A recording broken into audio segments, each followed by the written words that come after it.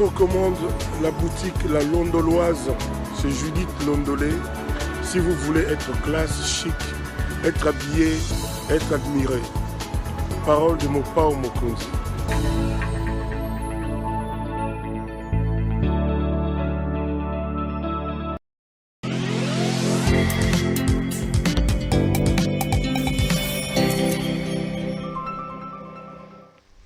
Madame, Messieurs, bonjour et bienvenue à ce nouveau numéro de l'émission Contre nous soit dit, ce magazine d'analyse d'actualité politique, sociale, économique et juridique qu'on a lancé ici à CPL Télévision. Des questions importantes et sont mises sur la table.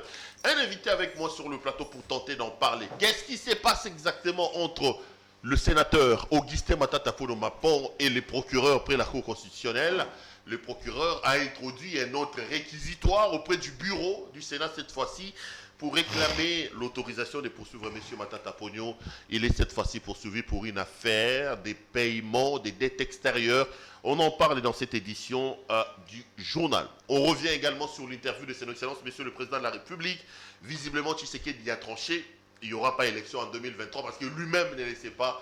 Il a également annoncé sa candidature pour l'élection de pour l'élection qui viendra. Un invité sur ce plateau, un habitué sur ce plateau, il est d'ailleurs ici chez lui. C'est notre ami et chef des travaux, Laurent Onyemba. Maître Onyemba, bonsoir. Bonsoir, cher ami. Les livres vont parler aujourd'hui. J'aime bien que tu sois là pour que, voilà, un peu de droit, un peu de... ça nous fait toujours plaisir. La santé, ça va? Tout va bien? En tout cas, vous me voyez, en tout cas, je suis très en bonne santé. Je suis toujours fier d'être sur votre plateau.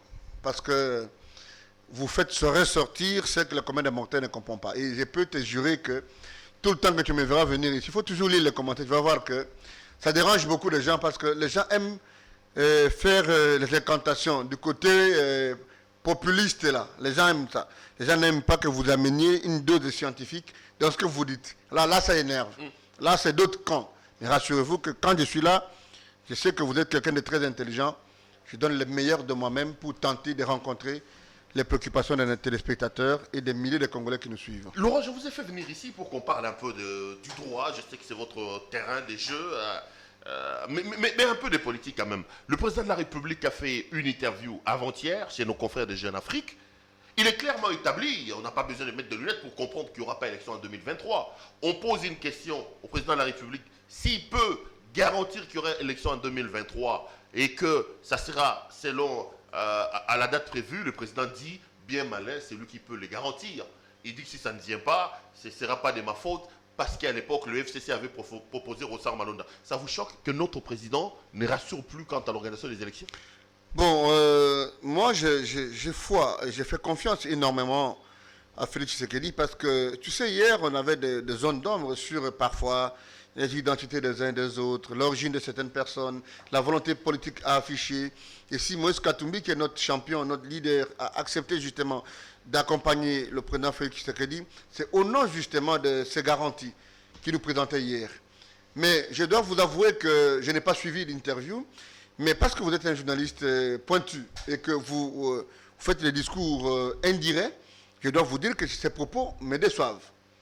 Parce que nous ne pouvons pas au même moment planter le décor pour un développement et au même moment penser que les élections, la démocratie sont aux antipodes du développement. Non, non. Si nous allons parler bien-être social, si nous allons parler justice, si nous allons parler sécurité, eh bien cela doit se faire dans un package qui prend aussi en compte le fait que le peuple a prévu, ou le peuple, ou la population congolaise a voulu qu'à chaque 5 ans, qu'on retourne vers sa souveraineté pour poser la question si on peut continuer à engager la responsabilité ou engager sa responsabilité. Le problème que nous avons, cela a été dit dans la Constitution. Et la plupart des fois que les gens, ce que j'appelle les juristes de Sayo, ils lisent la Constitution, ils lisent toujours l'article 1er à l'article 229. Ils ne lisent pas l'avant-propos, ils ne lisent pas notre préambule. Aujourd'hui, c'est la fête de l'indépendance, 61 ans après. Nous ne pouvons pas avoir un chef d'État qui, au lieu de rassurer l'opinion, tant internationale que nationale, sur le fait que hier, la guerre était une guerre d'alternance, la fois prochaine ne sera plus la question d'alternance, ce serait plutôt une question de la transparence électorale.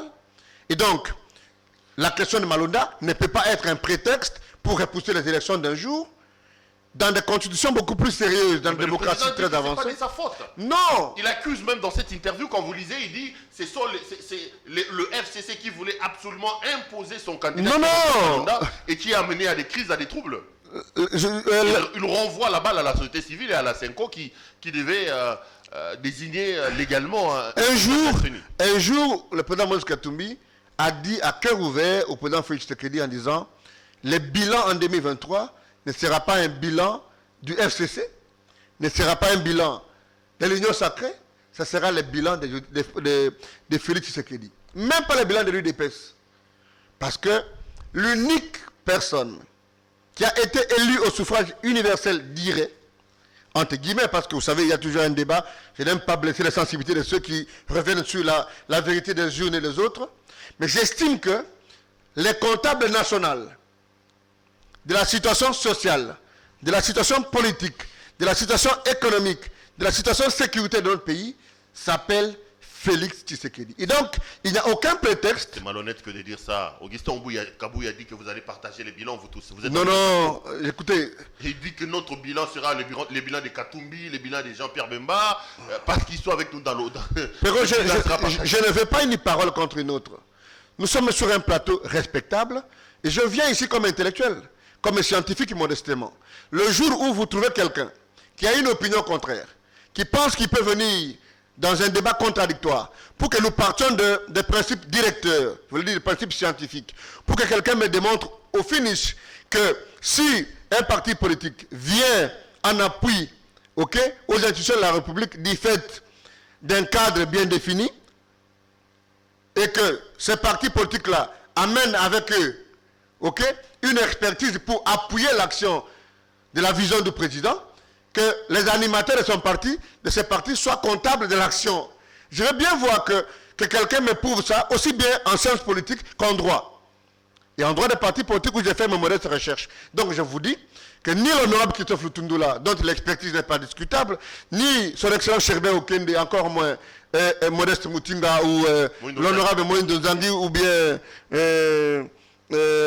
son excellence Christian Mondo, personne n'a amené la charte du parti pour trouver des lignes en vue d'appliquer la politique du parti au sein du gouvernement. C'est donc la vision du chef de l'État, et le chef d'État l'a dit.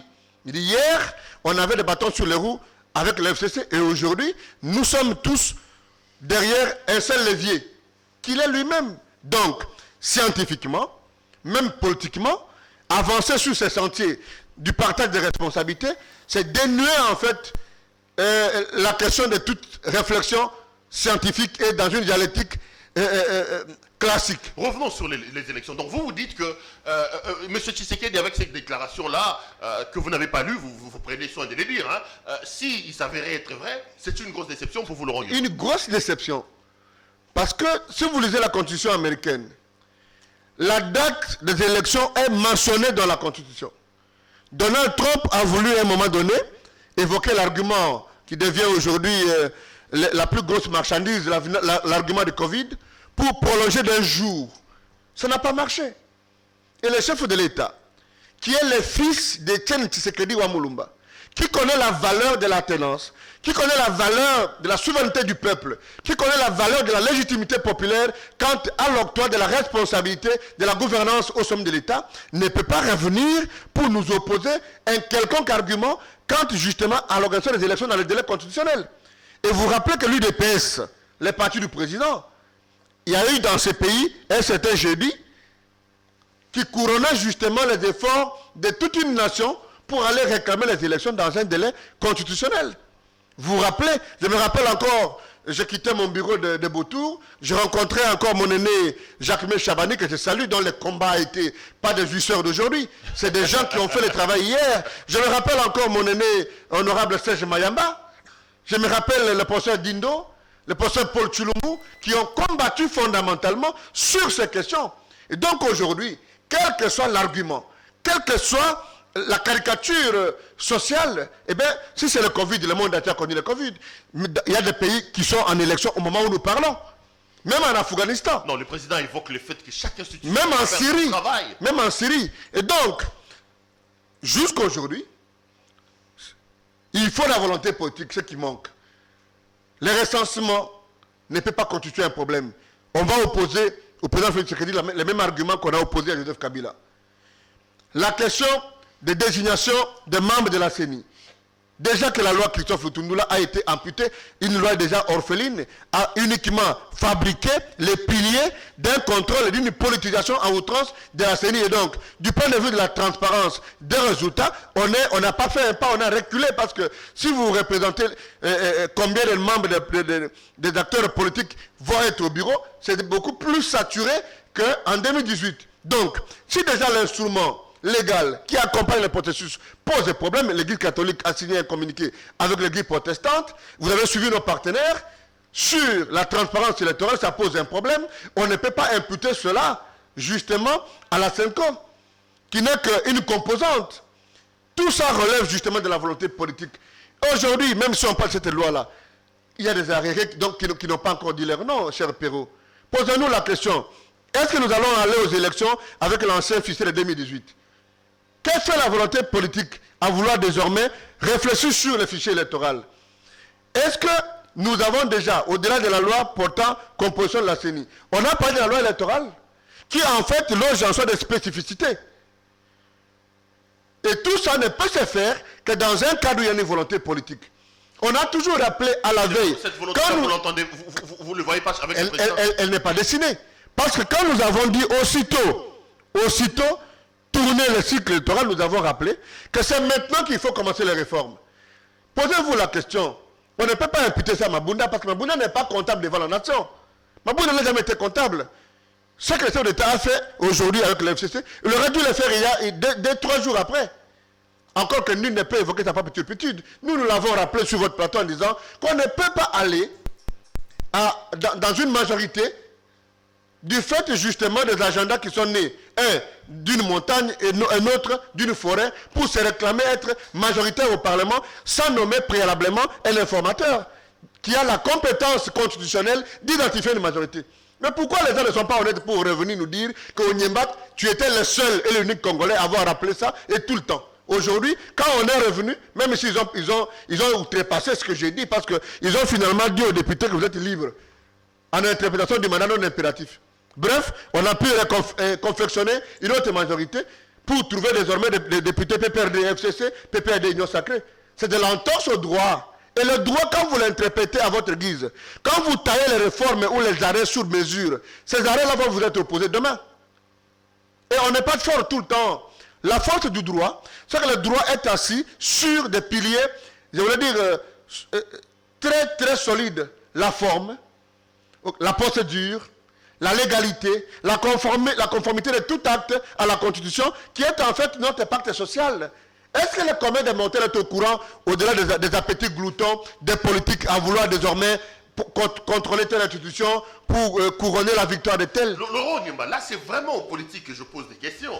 Mais M. Tshisekedi le dit clairement, visiblement, à la lecture de cette interview, il n'y aura pas élection en 2023. Vous, comme politique, qu'est-ce que vous préconisez? Un autre dialogue du genre 5 pour avoir un glissement de 2 ans, où il faut appliquer l'article 64, faire descendre la population dans la rue, quoi. 2 choses. Le président, en 2023, ne sera comptable que de 3 choses. La première chose, et ce n'est pas moi qui l'ai dit, c'est lui-même, il dit, si la paix n'est pas revenue à l'Est, je considère avoir échoué mon mandat. Alors j'ai dit au président, quand je regarde la densité de l'enjeu de la sécurité de l'Est, j'ai dit au président que vous avez échoué votre mandat. Pour moi, le président Félix Tshisekedi nous a déjà donné le bilan pour dire que le temps qui me reste ne sera plus propice pour que je gagne le mandat. Donc pour moi, du point de vue sécuritaire, il y a déjà un échec. À cœur ouvert. Deuxième niveau, au niveau de la volonté politique. Si hier, Moïse Katumbi est allé en exil, si hier Jean-Pierre Bemba a été au cœur d'un procès qui n'a jamais dit son nom, au nom d'une quelconque responsabilité intellectuelle ou hiérarchique, si hier les gens sont partis en prison pour avoir dit non au 3e faux pénalty et à l'oligarchie qu'on a voulu nous imposer, rassurez-vous que les Congolais sont suffisamment dotés des énergies pour continuer le même combat. Et le 3e pilier de l'échec du président, c'est de dépasser d'un jour les fils du démocrate qu'il est. Et démocrate proclamé, si le président Félix Tshisekedi dépasse d'un jour le délai constitutionnel, il sort par la plus petite porte de son pouvoir, même s'il donnait aux Congolais à manger distribué devant chaque porte. Laurent Onyemba, un autre mot sur cette interview. Le président se déclare déjà candidat. Il dit qu'il a une vision pour la République. Il voudrait bien continuer à appliquer sa vision pour son second mandat. Vous pensez que c'est trop tôt, non? Que le président nous dise là qu'il est candidat? Non, le président d'abord doit nous faire son bilan mi-mandat. Le président est autour d'une année et demie. Le président doit déjà savoir nous dire aux Congolais, voilà ce que j'ai fait, voilà ce que je n'ai pas pu faire. Et quand on est au sommet de l'État, parce que j'ai toujours pensé, comme quelqu'un l'a dit, que le développement d'une nation part toujours d'un leadership visionnaire au sommet de l'État. Et donc, le président doit savoir nous dire, voici les réformes que nous attendions. Et les Congolais ne demandent pas beaucoup. On n'est pas en France où on a besoin d'un programme contre un autre. On a uniquement demandé que les Congolais mangent. Même les moindres réformes que vous entendez pour dire non, au niveau ministère de l'économie, tel carton de ce char doit revenir à ceci. Vous avez entendu les cris de la structure des opérateurs économiques, la FEC. Pour que vous puissiez décréter justement des prix comme ça, vous devez vous rassurer le prix d'achat, les taxes, les transports et tout ce qui va avec. Et puis, est-ce que nous avons, nous, une administration qui contrôle ce qui suit? Les jours, on a dit non, un tanga journée, comme on le dit chez nous, un pain, de pain victoire, devait revenir à autant. Les pains a dégringolé, et en termes de grammage, et en termes de tout. Même de la valeur ajoutée en termes d'ingrédients. Donc, nous n'avons aucun mécanisme. Donc, pour moi, le chef de l'État, s'il a la volonté de se représenter, d'abord, c'est trop tôt. Parce que le Congrès l'attend au tournant quant au bilan de 5 ans qu'il est censé faire. De toutes les façons.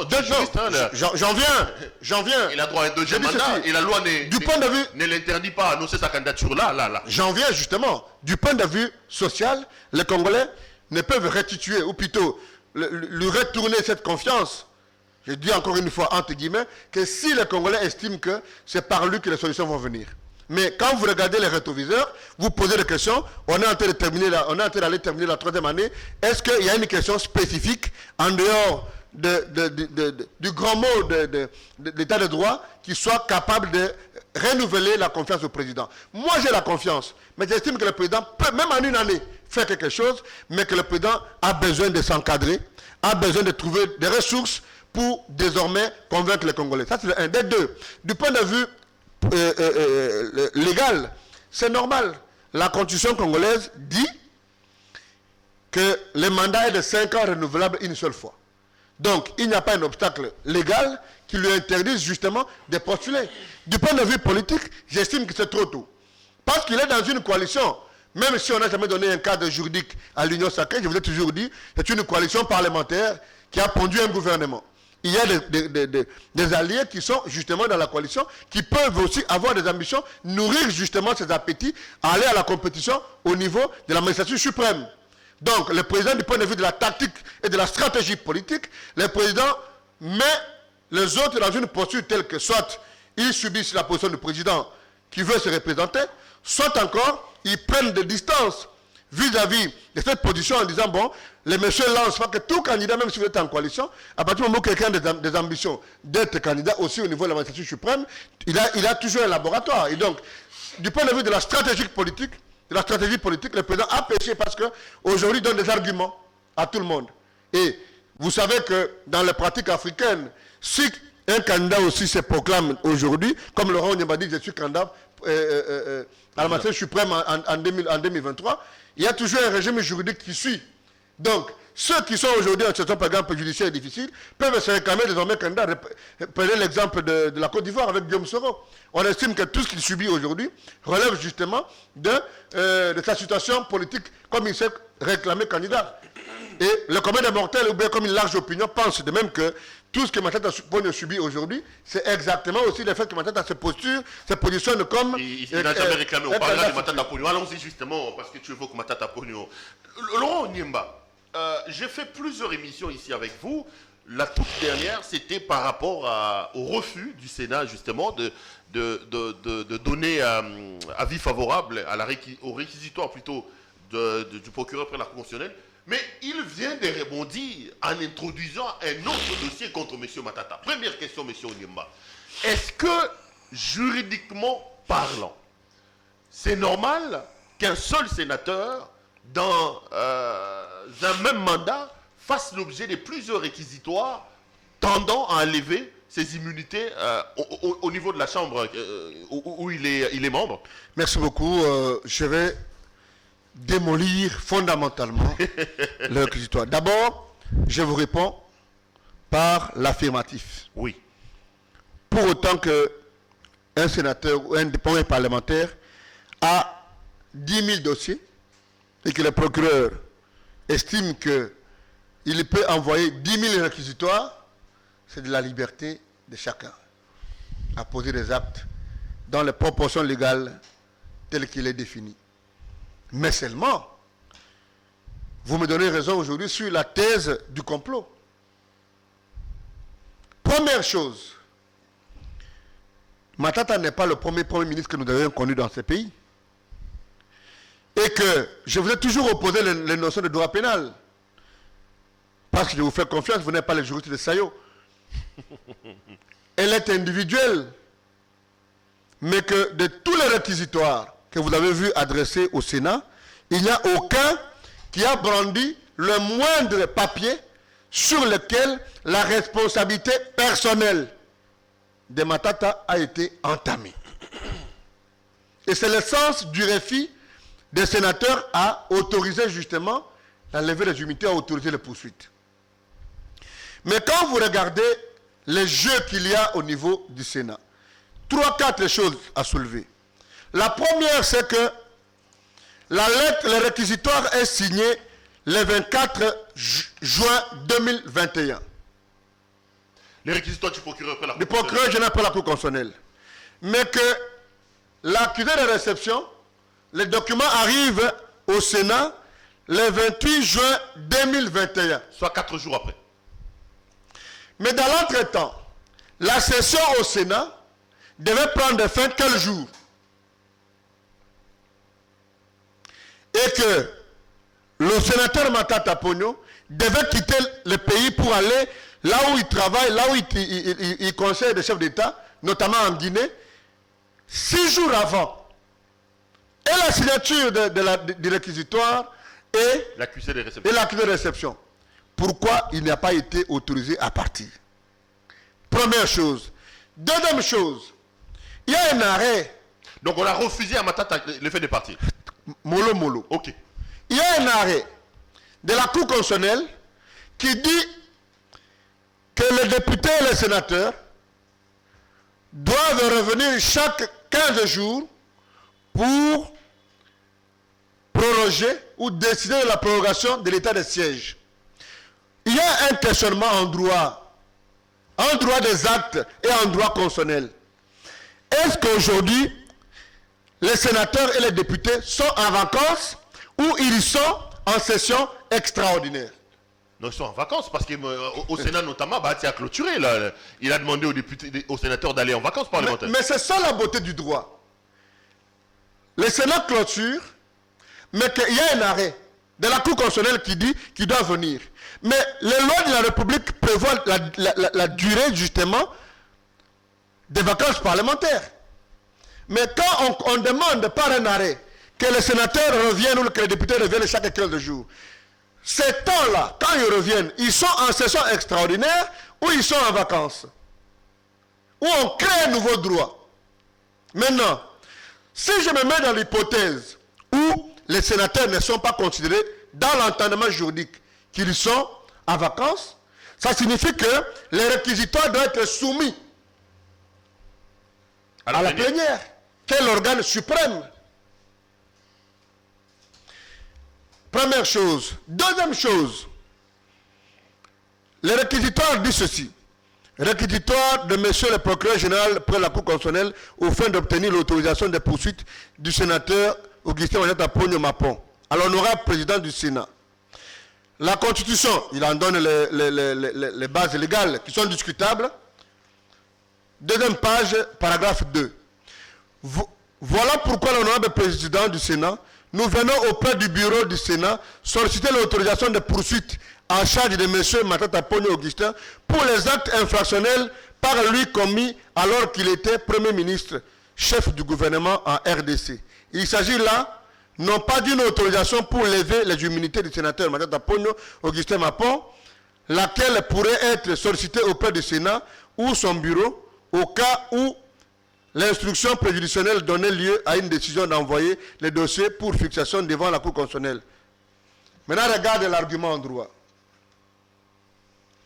Les constituants, il faut les prélever, a laissé un flou du point de vue de la compétence. Et moi, ma théorie, vous la connaissez, autour du vide juridique quant aux actes infractionnels qu'auraient posé le chef d'État et le Premier ministre dans l'exercice de leurs fonctions. Et j'ai nourri ma théorie sur le fait que, dans l'esprit du constituant, il a voulu protéger ces animateurs de fonctions emblématiques pour les actes qu'ils posent pendant qu'ils sont en fonction, parce que ça longe en soi plusieurs, ce que j'appelle secrets d'État. Sur ce plateau, quand j'ai parlé de Kalev en son temps, tu as donné l'impression que moi j'ai justifié Kalev. Mais tu n'es pas revenu me dire, pour dire même à tes éditeurs, pour dire Laurent avait soulevé que si les avocats qui attaquent Kalev vont sous cette tangente-là, le juge va se déclarer incompétent. Est-ce que tu peux revenir me donner raison aussi? Maintenant, regarde. Le procureur général pour la Cour constitutionnelle ne peut pas faire un réquisitoire aux fins de poursuite si ce n'est à l'égard du président de la République et du Premier ministre, entre guillemets, en fonction. Cela est un droit pur. Ce n'est pas connu de nos amis de Sayo. C'est-à-dire, Laurent, là je ne comprends pas. Allons-y. Lisez. Le procureur ne peut pas faire un réquisitoire aux fins de poursuite qu'à l'égard du président de la République et du Premier ministre en fonction. Non, mais et dans ce cadre... Mais ici, il le fait parce que l'homme qui est poursuivi est sénateur. Mais j'étais déjà... Si c'est Tchibala qu'on doit poursuivre, il ne demandera pas la liberté. J'étais déjà dit ceci. Il ne le fera pas. Tu sais, la beauté du droit, c'est qu'il faut un cadre légal. Je te renvoie aux articles 100 et 101 de la loi organique. Cette loi qui organise l'existence même de la Cour constitutionnelle. Et si c'est le président de la République et le Premier ministre en fonction, l'instance parlementaire habilitée à discuter sur l'opportunité ou non est le Congrès. Ici, il s'adresse à qui? Au Sénat. Il est tombé dans son propre piège. Non, mais il s'adresse au Sénat parce que l'homme qui est poursuivi ici est bénéficiaire de certaines immunités liées à son rang de sénateur. Mais là, regarde. Laurent, regarde. Si Matata n'était pas sénateur, je pose une question simple. Si Matata était Bruno Tchibala aujourd'hui, c'est-à-dire qu'il n'est pas couvert par un certain nombre d'immunités, les procureurs n'auraient pas à saisir sa chambre pour les poursuivre. Tu donnes l'eau à mon moulin vers la théorie du vide juridique. Ça signifie quoi? Qu'à partir du moment où la personne de Matata, on peut même prendre l'exemple de quelqu'un d'autre, qui n'a pas d'immunité, qu'on veut poursuivre, prenons le cas par exemple de Bruno Tchibala.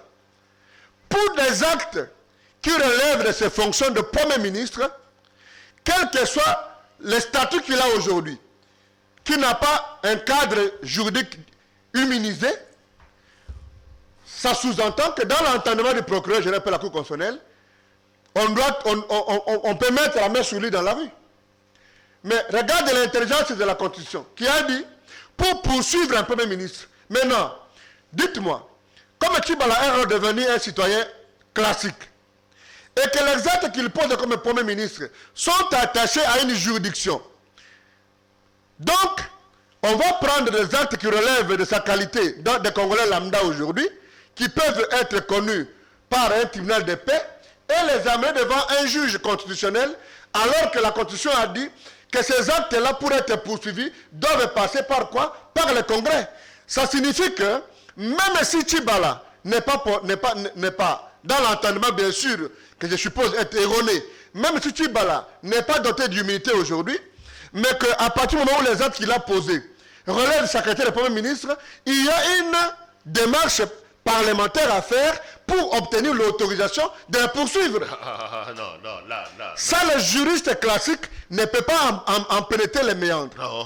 C'est pourquoi. Attends. Si on ne doit pas les poursuivre, Laurent Onyemba. Attends. Je voulais poser une question d'éclaircissement sur le principe de cristallisation de l'infraction. Tu sais, hein?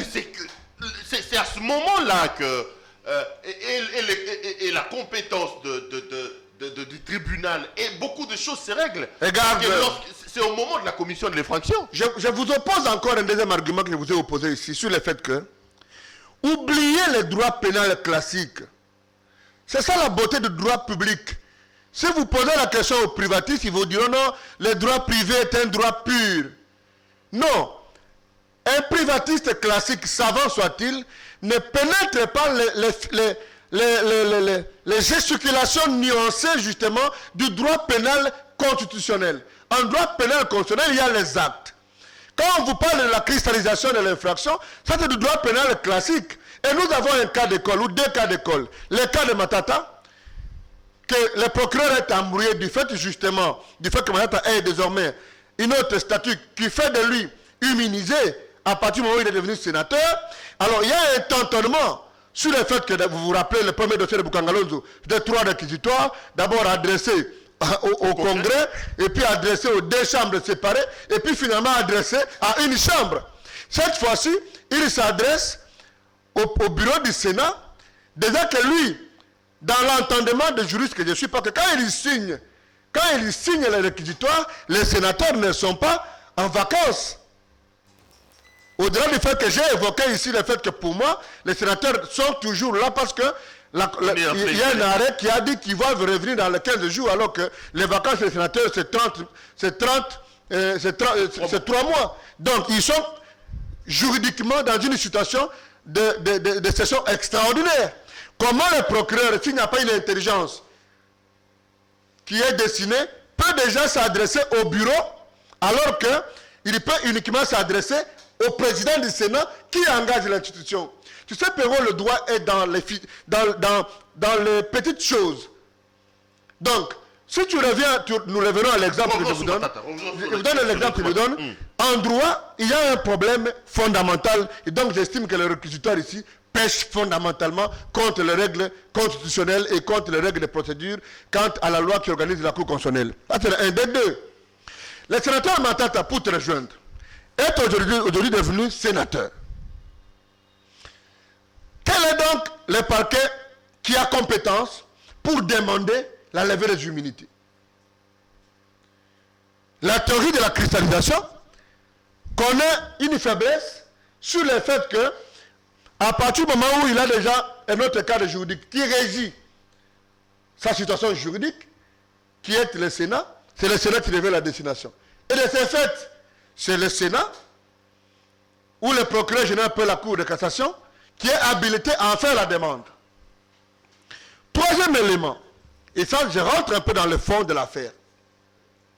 Quand nous avons fait les démarches dans ces pays, en étant en programme avec les institutions de Bretton Woods, pour l'initiative PPTE et l'obtention justement de l'effacement de la dette, il y a eu des conventions à côté justement de l'effacement de la dette, notamment les paiements de la dette publique extérieure, qui est une conditionnalité justement dans l'effacement de la dette.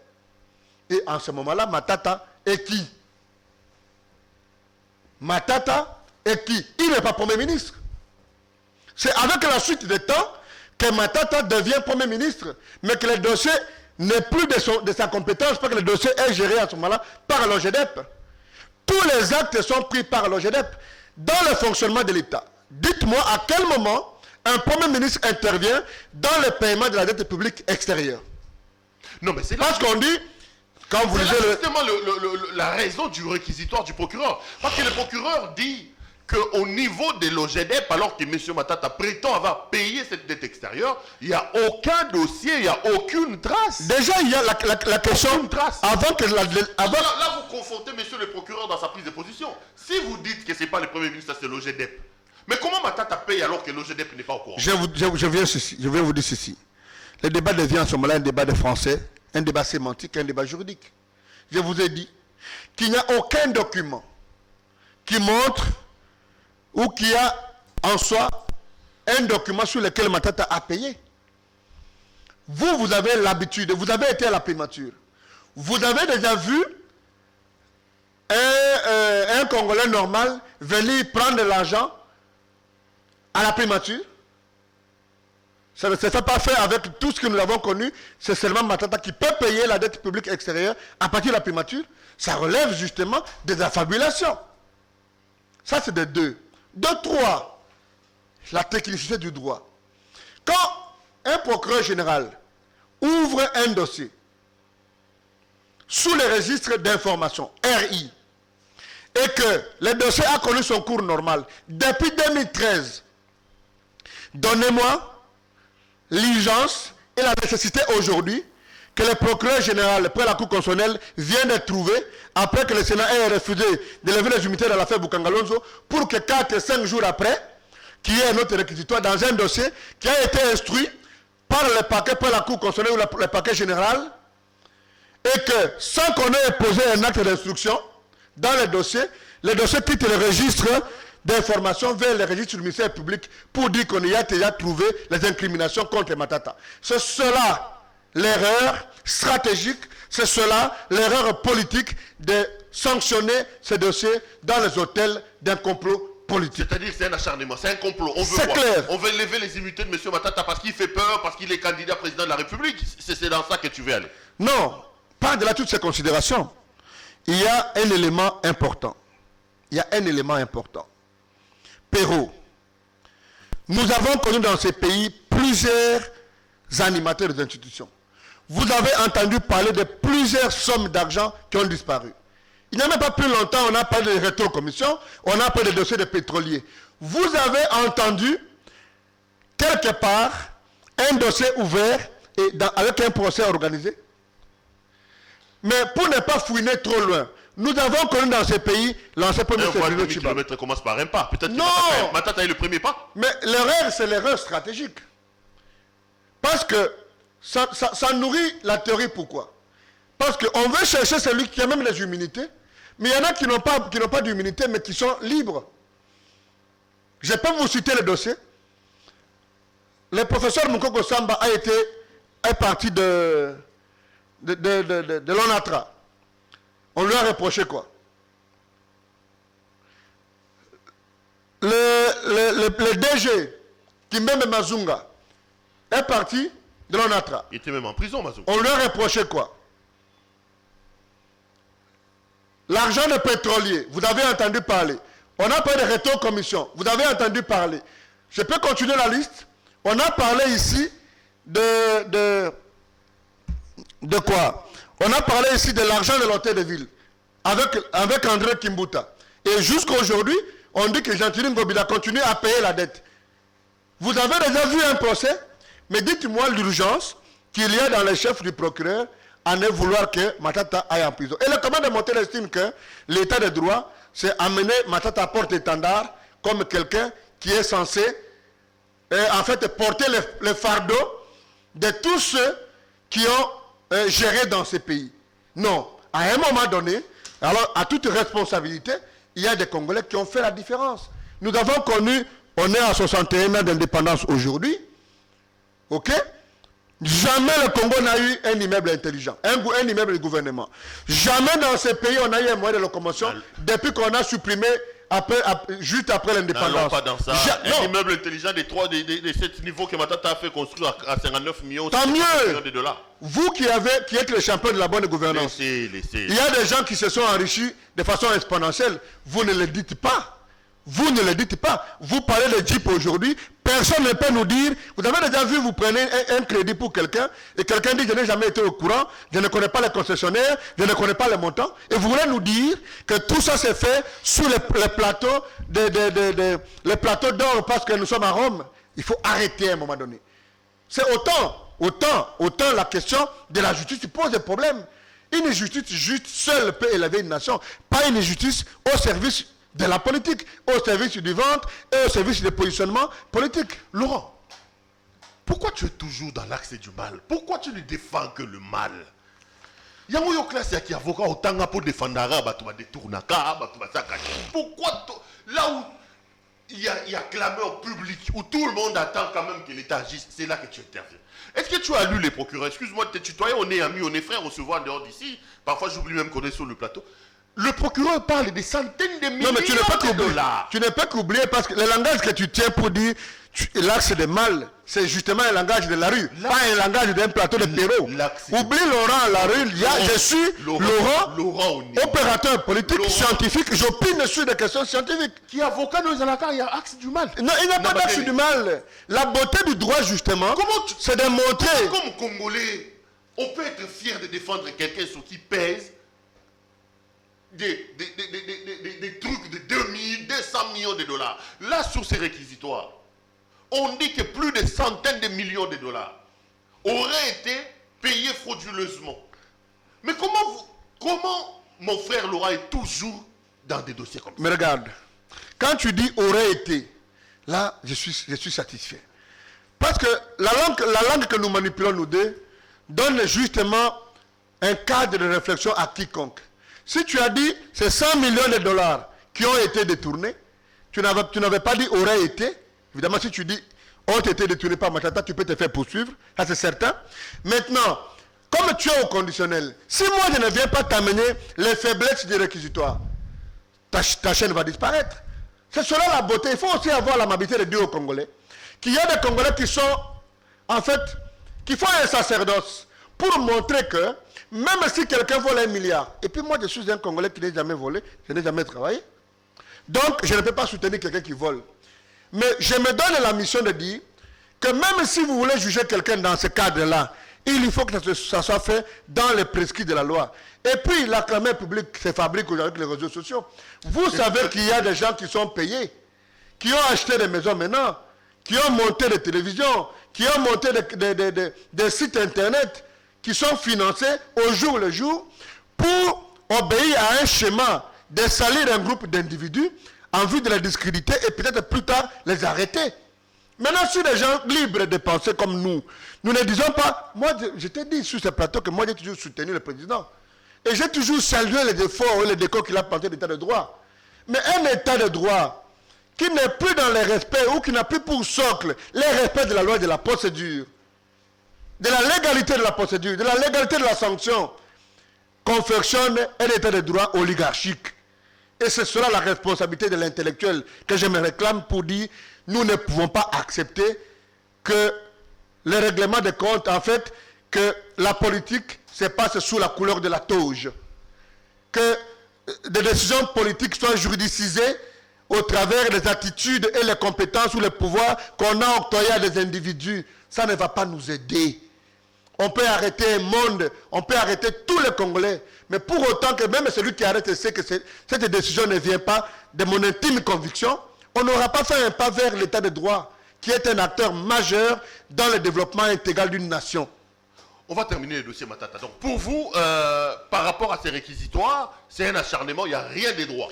Écoutez, juridiquement, il n'y a rien des droits dans ce que le procureur a fait. C'est la conviction de Matata Pogno. Il a dit, ce n'est pas moi qui le dis, il l'a dit, qu'il s'agit plutôt d'un procès politique et qu'il est même prêt à répondre.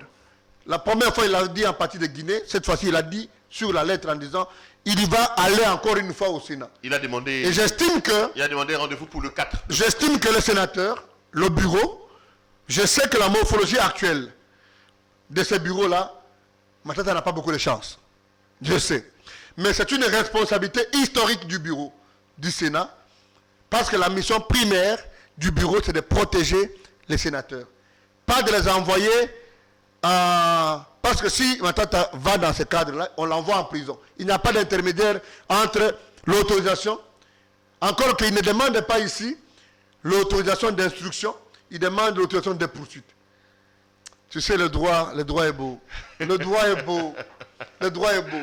Je suis heureux que tu aies abandonné les amis qui sont à Sayo et tu as décidé d'aller à l'ULK parce que du campus à l'ULK, c'est juste une virgule.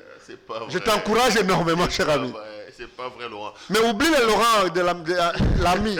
Reviens un peu. Quand tu dis l'axe du mal, tu donnes les armes aux talibans. Donc pour dire à la fin que non, écoutez, il est toujours l'axe du mal, je ne suis pas l'axe du mal. Il faut expliquer aussi aux gens que, d'abord ici je ne suis pas l'avocat ne vient pas défendre quelqu'un à la télévision. Ici je suis votre invité, vous m'appelez pour que j'opine sur des questions, je donne mon point de vue. D'accord, Laurent Niemba, une autre question juridique, une autre question de droit pour laquelle j'ai décidé de vous faire venir, c'est la question de M. Bilengue. D'abord parce que, bon, en tant qu'étudiant en droit, très petit là, j'ai suivi un peu les procédures sur la question des délibérés. On me dit qu'en droit pénal, les délibérés, c'est 10 jours, si ma mémoire ne me trahit pas. Et pour une matière civile, ça peut aller à 30 jours. On peut tout dire de Bilengue, mais... 8 jours. Oui, 8 jours. Au moment où on parle, M. Bilengue est au niveau de la Cour de cassation. Et ça fait 2 mois que la Cour a décidé de prendre l'affaire en délibéré et le verdict n'est toujours pas rendu. Ça, c'est pas une entorse à la loi et au droit, M. Laurent Niemba. Voilà la beauté. Ce qu'on ne trouve pas ailleurs, c'est ça. C'est la touche Perrault-Loua, depuis que tu es devenu étudiant. Mais je ne vais pas commencer à discuter avec toi sur les délais parce que c'est de la procédure pénale, la procédure civile. Okay. Mais déjà, on sent que vous avez la matière. Et je ne vais pas voler la vedette à tes enseignants qui, certains sont des amis, sur la discussion des jours francs et de ceci. Voilà. Ça, tu vas le voir. Maintenant, je rentre sur la notion par rapport à ce que vous dites sur le fait que M. Bilengue, l'affaire a été prise en délibéré au niveau de la Cour de cassation. Il y a toute une théorie sur les délais légaux. Quand une juridiction ou une instance prend l'affaire en délibéré, on dit toujours la décision à rendre dans les délais de la loi. À chaque fois qu'une décision n'est pas rendue dans les délais de la loi, il y a toujours des manœuvres autour pour la réouverture des débats. Je te reviendrai ici pour te dire que dans l'affaire Bilengue, on a fait la réouverture des débats. Et tu verras que cette réouverture des débats, si elle est effective, on devra changer de juge. Les juges qui entrent, s'il vous plaît, les juges qui entrent n'auront jamais la conviction du juge qui sort. Et c'est cela qui ne rassure pas généralement les justiciables devant des instances. Allons maintenant dans le fond du dossier. J'ai lu d'une certaine manière le verdict rendu par la Cour d'appel et je me suis dit, bon écoutez, j'ai quand même Laurent Niemba qui a assez de connaissances en matière de droit. Est-ce que vous avez lu le verdict de la Cour d'appel contre M. Bilengue? Est-ce qu'il y a à dire juridiquement parlant par rapport à ce verdict-là? Je suis au regret de constater que vous m'avez appelé en dernier parce que je crois que Laurette Mandala m'avait appelé sur la question. J'ai donné mon point de vue, mais par respect à vous et à vos milliers de téléspectateurs, je ne peux que vous donner mon point de vue. D'abord, pour moi, l'arrêt R-Cons 766 a connu un problème de droit. Cet arrêt que je vois ici. C'est l'arrêt qui condamne à 20 ans, M. Bilengue. L'arrêt qui condamne à 20 ans, M. Bilengue. Pour ne pas vous voler votre temps précieux, je retiens uniquement que l'arrêt condamne Bilengue pour détournement.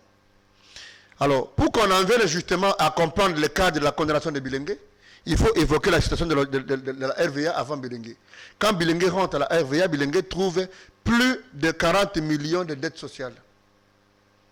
Et ce n'est pas un cas de la RVA uniquement. 40 millions de dollars. 40, oui. Ce n'est pas le cas de la RVA seulement, c'est le cas de toutes les entreprises. J'ai toujours énuméré le cas de la SNEL, 2 milliards de dettes sociales.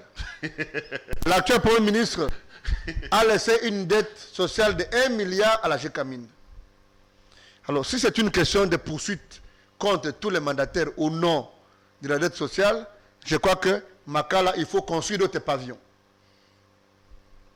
Je viens maintenant à la situation de la RVA pendant que Bilengue était là, ou d'abord après Bilengue. Depuis que Bilengue est parti, nous deux, nous avons opiné ici sur M. Pamou Pamou. Il a instauré des syndicats de warriors. Une mégestion imprescriptible parce que cela a été dit dans la lettre du PCA ou du conseil d'administration qu'il a suspendu après lui avoir donné le pouvoir de faire l'intérim. Et vous voyez au jour le jour les réclamations qu'il y a avec les instrumentalisations des agents qui commencent à amener des cercueils pour déposer, dessinant le nom du PCA. En lui disant tu es du FCC. Je ne sais pas si dans une entreprise publique, on y amène aussi sa qualité de membre de l'UDPS ou d'ensemble ou de PPRD. Et donc, après Bilengue, il y a plus ou moins, pour n'avoir pas payé et l'IPR, et les cotisations sociales, et les salaires, et les taxes aéroportuaires, le trou est de plus ou moins 30 millions en 7 mois. Les gestionnaires, d'après Bilengue, n'ont pas été interpellés. pour que vous compreniez pourquoi vous m'appelez toujours du côté de l'axe des défendeurs ou bien de l'axe de mal. Si nous ne disons pas ça à l'opinion, comment les gens sauront que c'est une justice à double vitesse? Maintenant, regarde la situation sous Bilengue, qui a milité en faveur de sa condamnation. Bilengue, d'abord, un des deux dossiers, le dossier de plus ou moins 500 millions qu'on aurait avec une dette avec une banque chinoise, qui en réalité n'a été qu'un fake news. Cette histoire d'Exim Bank qui aurait dépensé 500 millions, tout ça. Et vous savez que cela n'a jamais été le cas. C'est parti des réseaux sociaux et des médias que vous connaissez, et même les ONG qui ont alerté l'opinion. Quand on a vérifié l'affaire, on s'est rendu compte que cet argent n'a jamais existé. Et jusqu'à aujourd'hui, ces gens-là continuent à venir chercher, à construire cet aéroport. L'argent n'a été jamais versé dans le compte de la RVA. Et plus tard encore, on a présenté Bilengue comme soi-disant le financier de Joseph Kabila. Et vous vous imaginez quelqu'un qui aujourd'hui ne peut peut-être pas se suffire financièrement, peut être financé d'un ancien chef d'État. Ça n'a jamais été le cas. Mais pourquoi on le condamne? On le condamne pour avoir décidé un jour, du point de vue de la compétence de gestion qu'il a, au regard de l'ordonnance et des lois de la République, de diriger les ressources de l'office ou bien de la régie au paiement des salaires des agents et au paiement justement des taxes aéroportuaires pour maintenir l'outil de travail en vue de construire le climat social et permettre à la RVA d'aller de l'avant.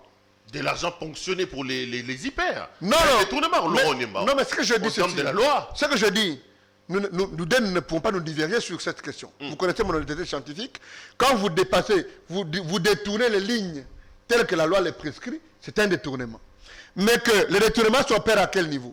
Le détournement s'opère au niveau qui relève de sa compétence comme directeur général dans l'arbitrage sur les lignes budgétaires, en disant qu'est-ce que nous faisons? Déjà que l'État lui-même, comme personne morale, doit à la RVA.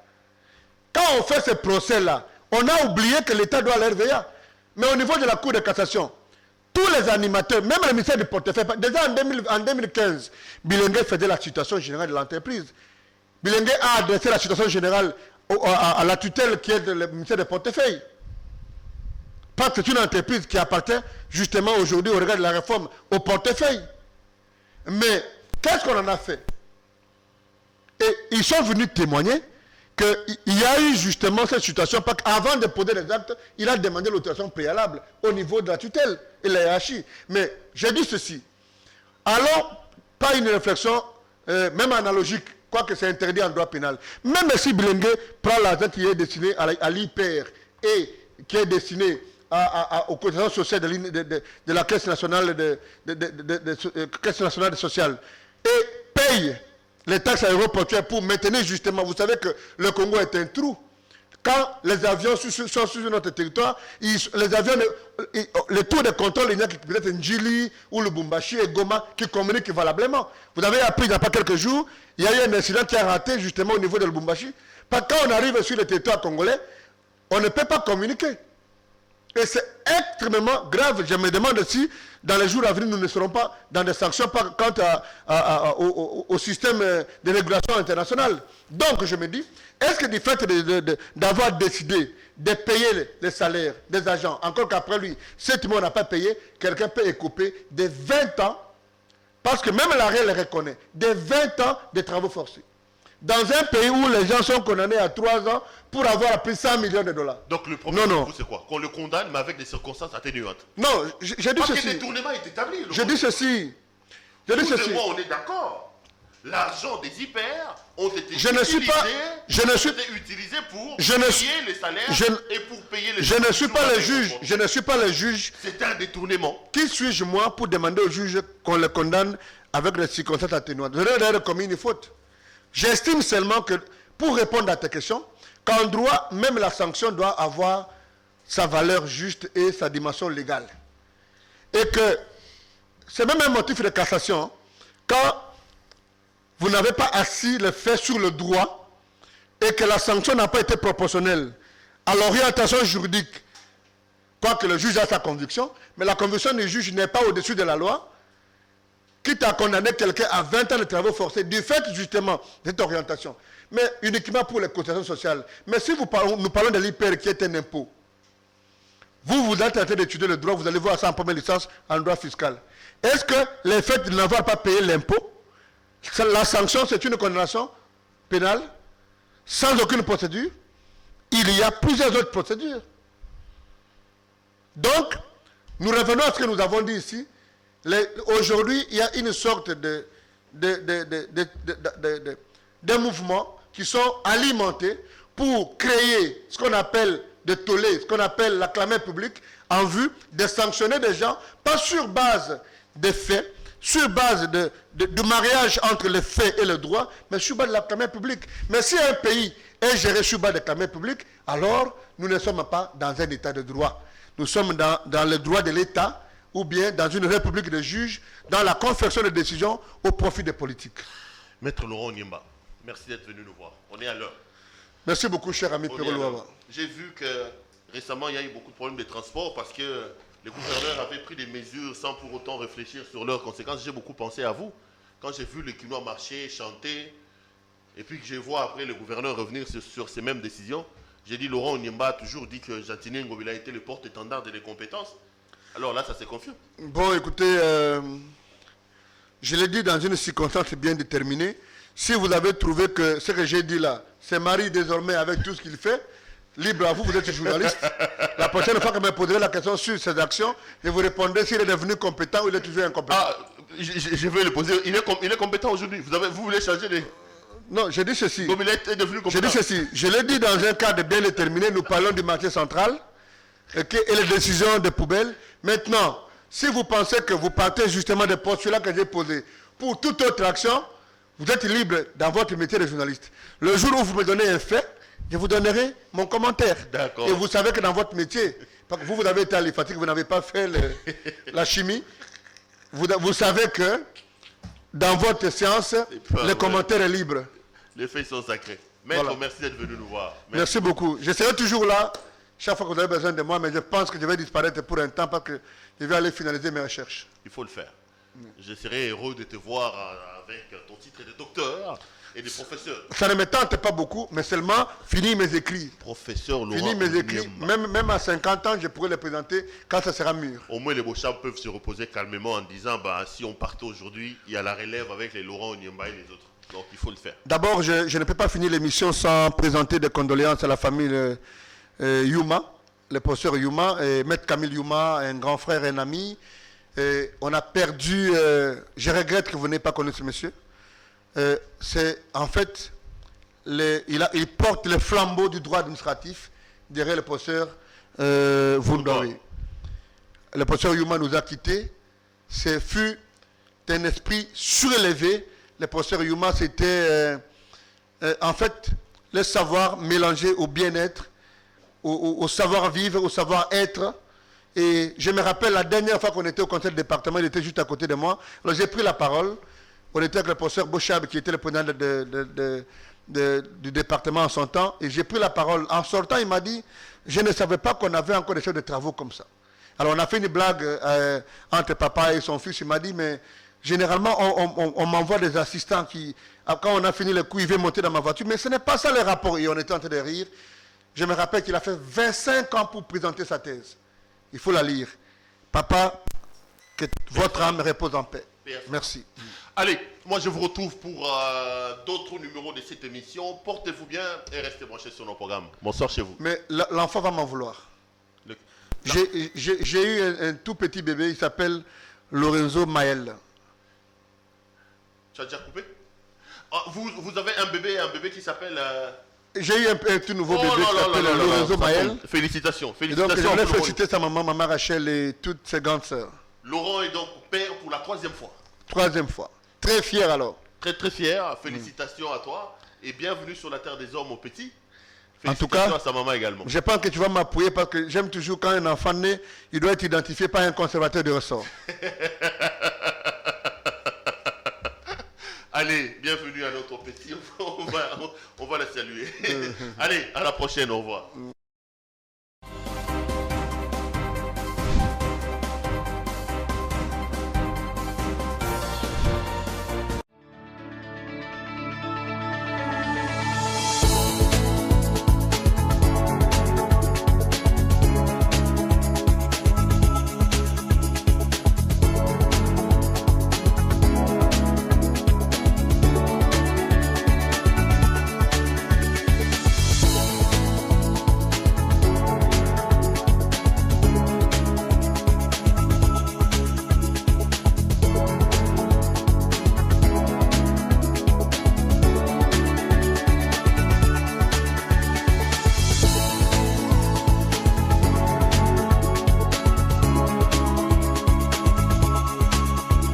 vous recommande la boutique La Londoloise chez Judith Londolé.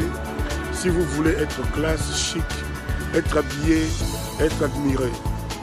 Parole de Mopao Mokonzi.